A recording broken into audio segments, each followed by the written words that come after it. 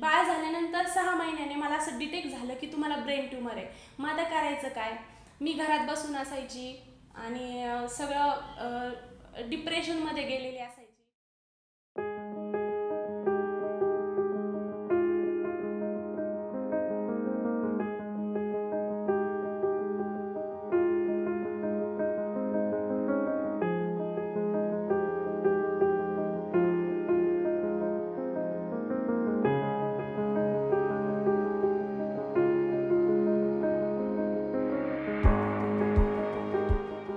मी या गोष्टीकडे बिझनेस म्हणून कधीच पाहिलं नव्हतं. झालं असं की कॉलेजला असताना मी एक व्हॉलीबॉल प्लेयर होते आणि व्हॉलीबॉल नंतर मी एका न्यूज चॅनलला अँकरिंग करायचे. पण ह्या दोन्हीमध्ये करायचं काय म्हणून मी त्यावेळेस एक पार्लरचा क्लास केला होता.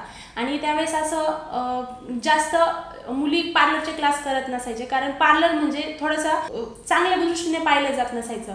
आणि मी त्या काळी क्लास केला होता.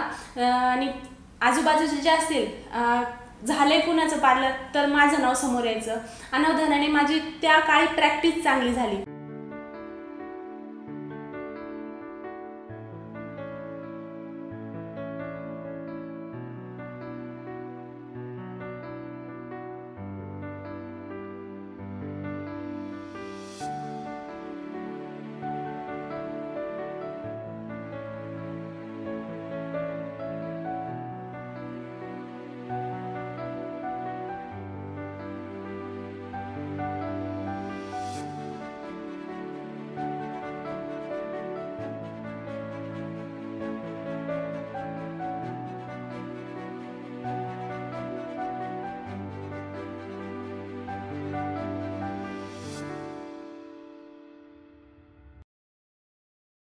मिस्टरांच्या लक्षात आलं की तुझ्याकडे बायका लांब लांबून येत आहेत ह्या गोष्टींसाठी, तर मग तू ह्या गोष्टीकडे बिझनेस म्हणून का पाहत नाही?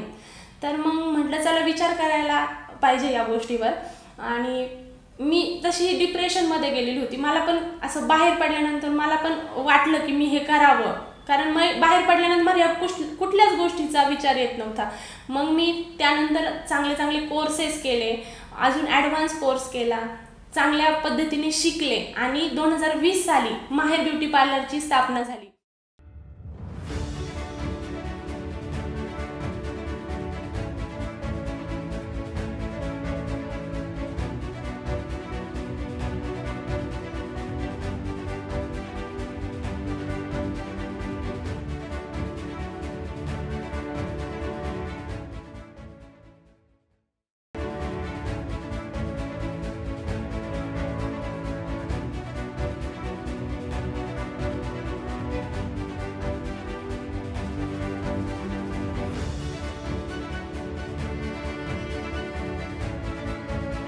मला इथे येऊन बरंच काही शिकायला भेटलं. मला काहीच नॉलेज नसताना शुभांगी मॅडमनी खूप मोठी संधी दिली आणि मला आता असं वाटतंय की मी या क्षेत्रात करिअर करू शकते.